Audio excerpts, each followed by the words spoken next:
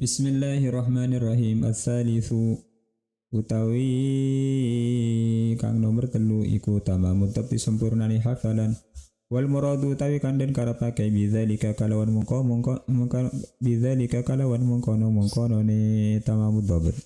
Iku kaunuhu onone rawi fil martabatil yang dalam tingkatan kang paling luhur.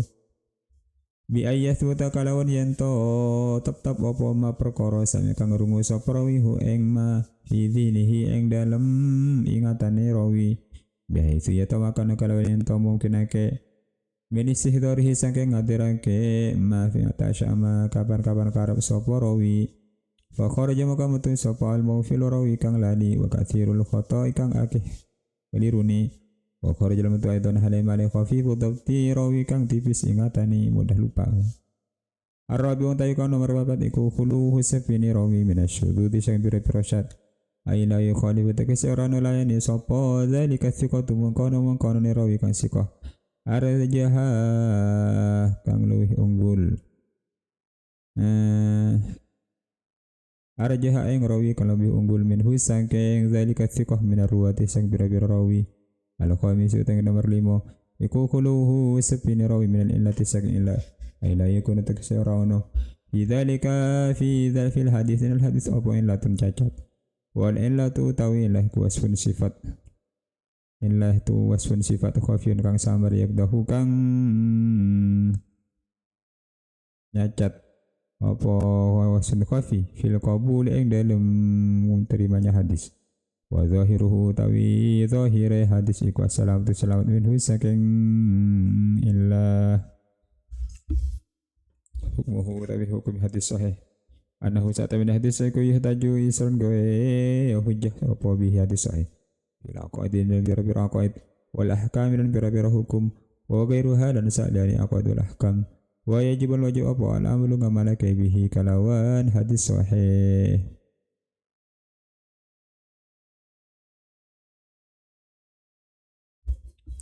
Syarat yang ketiga dari hadis sahih ya. Kemarin sudah kita singgung beberapa persyaratan hadis itu bisa masuk kriteria hadis sahih. Yang pertama adalah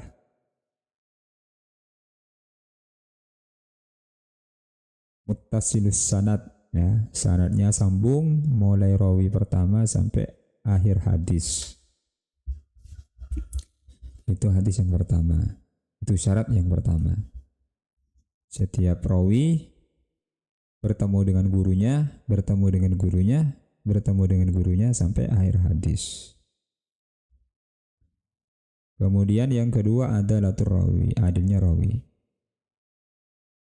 Jadi yang pertama tadi ada muttasilus sanad. Maka di dalam hadis Sahih Bukhari dan Sahih Muslim, jadi nanti ala sahihun ala syarti Muslim, sahihun ala syarti Bukhari, sahihun ala syarti ghairihi ala syarti ahadihima.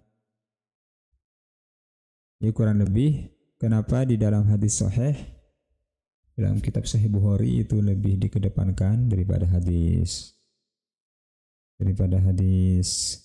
Sahih Muslim. Ini menyinggung sifat atau syarat pertama karena di dalam hadis Sahih Bukhari urusan muttasilus sanad dalam hadis mu'an'an Imam Bukhari mensyaratkan bahwasanya guru itu benar-benar mendengar. Jadi ada persyaratan sama di situ, mendengar langsung dari gurunya. Sehingga kalau istilah dari saya dapat hadis ini dari fulan itu di dalam hadis sahih, dalam hadis Bukhari itu tidak bisa diterima kalau tidak ada sama langsung, mendengar langsung. Ya kalau di dalam hadis Sahih Muslim itu hadis mu'an'an itu tanpa syarat, bisa saja masuk hadis Sahih Muslim. Tapi kalau di dalam Sahih Bukhari itu di dalam sanadul muttasil itu betul-betul mendengar. Rawi A mendengar dari B, B mendengar dari C, C mendengar dari D dan seterusnya sampai akhir hadis. Wallahu a'lam. Kemudian persyaratan kedua adalah adalatul rawi. Rawi yang adil adalah Islam, akil, tidak berbuat fasik, dan sifat-sifat yang rendah. Kemudian yang ketiga sekarang tamamud dhabt. Tamamud dhabt itu di samping rawi itu harus sambung dan adil, maka di antara persyaratannya juga harus mempunyai kekuatan hafalan yang sempurna. Sebagaimana disinggung di akhir syarat-syarat kedua kemarin, orang itu di samping dia harus takwa, ya, mempunyai sifat-sifat yang baik, maka dia harus menyempurnakan sisi sifat yang lain secara zahir. Dia juga harus hafidhan mutqinan fi riwayatihi. Nah, hafidhan mutqinan fi riwayatihi ini adalah gambaran daripada syaratus tsalits, yaitu tamamud dhabt. Yang dimaksud dengan tamamud dhabt adalah qaunuhu fil martabatil ulya. Dia ini ada di level tertinggi di dalam menghafal. Maksudnya bagaimana di sini? Bi ayyathbuta ma sami'ahu fi dhihnihi bi haitsu yatamakkanu min istihdarihi ma tasha. Ini namanya tamamud dhabt. Bi ayyathbuta ma sami'ahu fi dhihnihi, apa yang dia dengar itu langsung tetap di dalam ingatan dia, sehingga kapan-kapan dia itu ingin menghadirkan hafalannya, kapan saja itu bisa. Contoh mudahnya kayak kita hafal suratul Fatihah, itu mau dibaca kapan saja, suruh bangun tidur suruh baca Al-Fatihah, mau dibaca kapan saja tanpa diulang, tanpa dipersiapkan, ya namanya baca surat Al-Fatihah. Lancar karena kita ulang-ulang. Itulah gambaran tamamud dhabt. Lah para perawi hadis, di dalam setiap hadis-hadis itu yang dia riwayatkan, ya kurang lebihnya dia kayak baca suratul Fatihah. Baru hadis yang dia riwayatkan masuk persyaratan, salah satu persyaratan hadis sahih, yaitu tamamud dhabt. Sehingga apa? Fakharaja al-mawfilu katsirul khata. Rawi yang sering lupa, rawi yang sering keliru, itu nggak bisa dikatakan hadis sahih nanti hadis-hadis yang diriwayatkan. Walaupun umpamanya dia mempunyai sisi sifat yang baik, dia itu orangnya takwa, dia itu orangnya wara, tapi dalam urusan tamamud dhabt dia lemah, tetap hadis yang diriwayatkan tidak bisa masuk hadis sahih.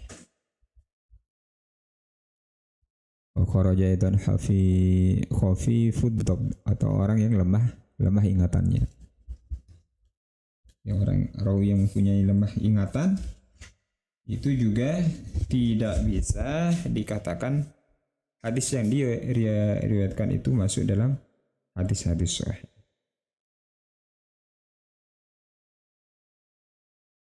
Kalau kita baca di dalam kitab-kitab yang lebih jelas kayak di dalam kitab Manhal, maka tamamud dhabt di sini ada dua.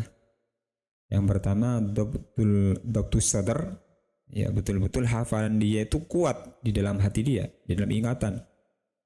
Kemudian ada dhabtu kitab. Dhabtu kitab itu hafalan yang dia ingat, itu tidak hanya dia ingat tapi dia juga bukukan hafalan dia itu.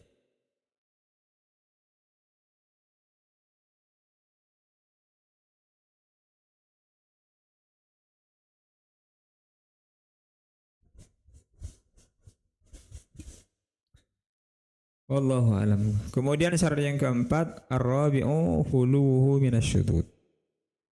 Dalam hadis tersebut atau dalam rawi tersebut itu tidak ada syadz. Apa itu maksudnya syadz? Rawi-rawi yang meriwayatkan hadis itu tidak berselisih dengan rawi yang lebih kuat. Kalau rawinya itu berselisih dengan rawi yang lebih kuat, itu namanya syadz, dan itu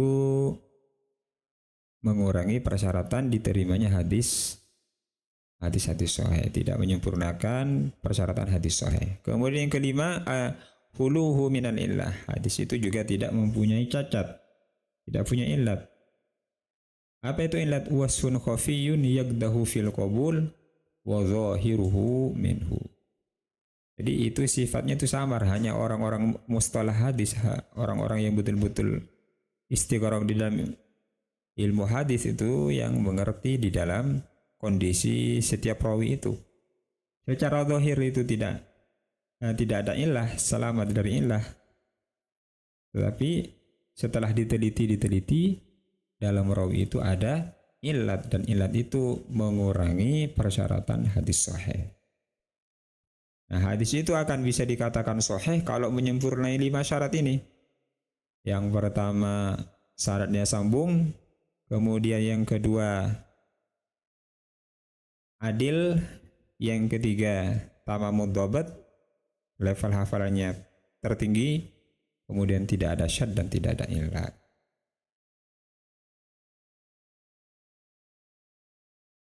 Kalau orang itu tahu persyaratan-persyaratan hadis sahih seberat ini, begitu loh, tidak mudah hadis itu dikatakan sahih. Setiap rawinya itu betul-betul berada di dalam level tertinggi, baik dalam urusan keilmuan ataupun urusan rohaninya. Maka kalau mendengar hadis itu tidak dikatakan sahih, berarti tidak harus selalu ditolak. Nanti bisa hasan ataupun dhaif pun sekalian itu tidak langsung dia tolak mentah-mentah. Melihat persyaratan hadis sahih itu, para ulama mustalah itu betul-betul memberikan persyaratan yang ketat seperti ini.